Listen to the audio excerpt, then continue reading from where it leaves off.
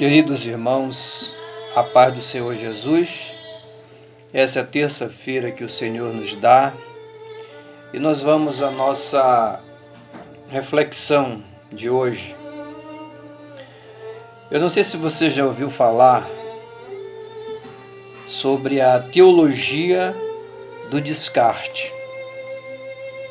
Exatamente essa questão. Teologia do descarte. O que é a teologia do descarte? Ela se configura na nossa vida, na nossa jornada, cada vez que a gente tem uma decepção com uma pessoa, alguém, e aí a gente, para se ver livre daquele problema, a gente descarta aquela pessoa. Isso é muito presente, muito praticado hoje em empresas, em meios de trabalho, de labor, mas também isso se repete no mundo religioso e até no meio ministerial, principalmente. Quando alguém nos decepciona, quando alguém fala mal da gente, quando alguém nos critica, quando alguém se opõe a nós, qual é a nossa postura?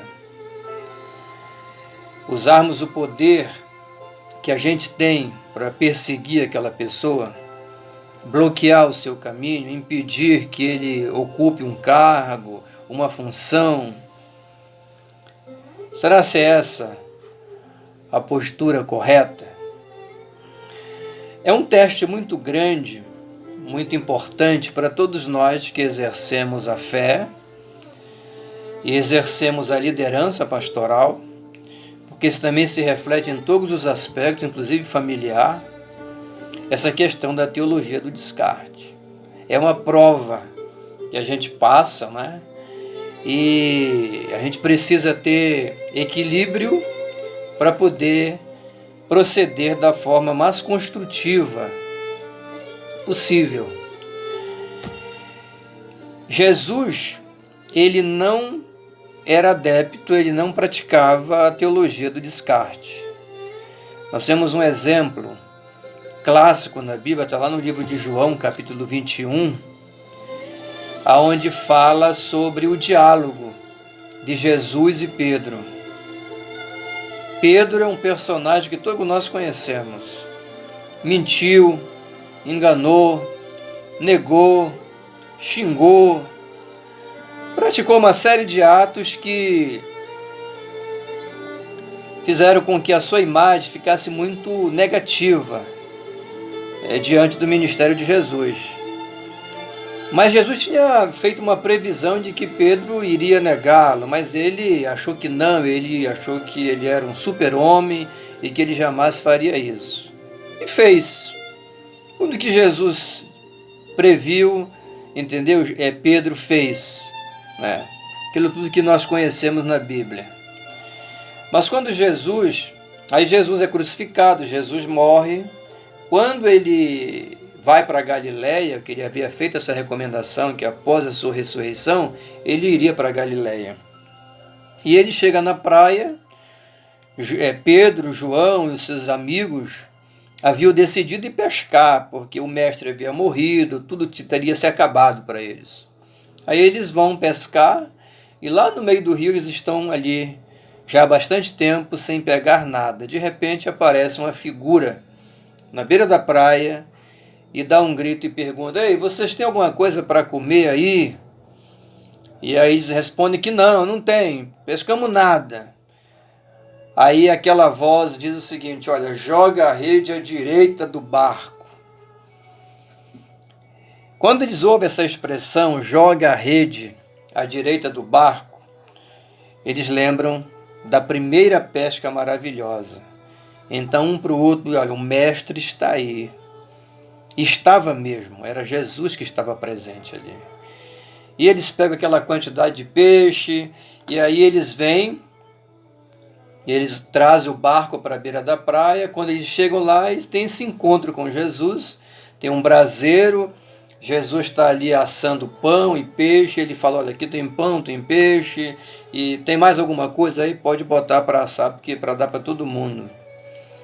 E Pedro, ele tem esse encontro novamente com o mestre, e ele já configurava no seu coração, olha, é agora que o mestre vai me encontrar, é agora que ele vai acabar comigo, é agora que ele vai jogar na minha cara tudo que eu fiz, eu estou preparado para esse momento difícil. Pedro conjecturava isso. Mas, em determinado momento, depois dali da janta, Jesus chama Pedro e fala, Pedro, chega aqui. E ele se aproxima e Jesus tem um clássico diálogo com ele. Jesus pergunta assim, Pedro, tu me amas? Ele diz, sim, Senhor, eu te amo. Pergunta a segunda vez, tu me amas? Sim, Senhor, eu te amo. Pergunta a terceira vez, Pedro, tu me amas? Ele fica um pouco triste por Jesus ter insistido e responde, tu sabes que eu te amo, todas as coisas e tal. Mas amigos, quando você lê esse diálogo de Pedro com Jesus, na Bíblia em língua portuguesa, você não tem um entendimento pleno desse diálogo. Porque a palavra amor ali, em português, ela se repete de forma a não deixar você perceber o âmago da mensagem. E aí, quando você vai analisar o diálogo de Pedro com Jesus, né, nos seus originais, no grego, por exemplo, e aí é que vem o sentido real.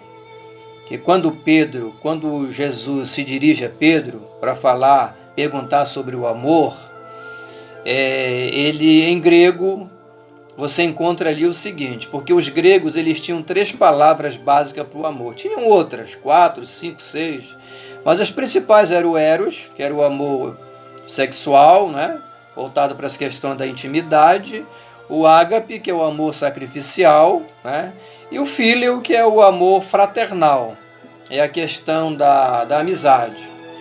E quando Jesus pergunta assim, Pedro, a primeira vez, tu me amas?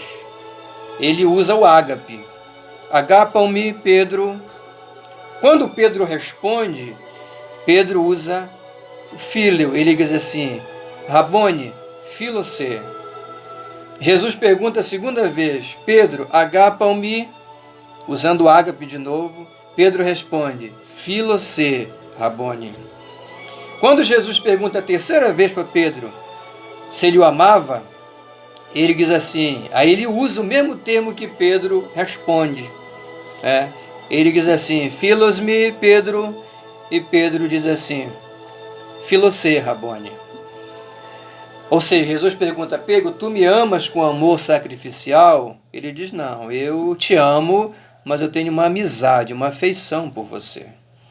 Não posso dizer que amo com amor sacrificial. Eu sei o que eu fiz, eu pequei, eu traí, eu fiz uma série de coisas.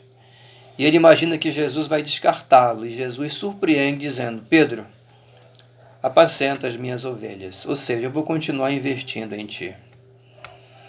Que Deus te abençoe neste dia e que você tenha a oportunidade, diante de decepções com pessoas, você ter essa coragem de decidir investindo em pessoas, continuar até que seja possível vê-las diferente. Um abraço pastoral, que Deus te abençoe, que você tenha um dia ricamente abençoado com o carinho do reverendo Ed S. Visite a Assembleia de Deus da Estrada Nova. Deus tem uma bênção e uma palavra para você.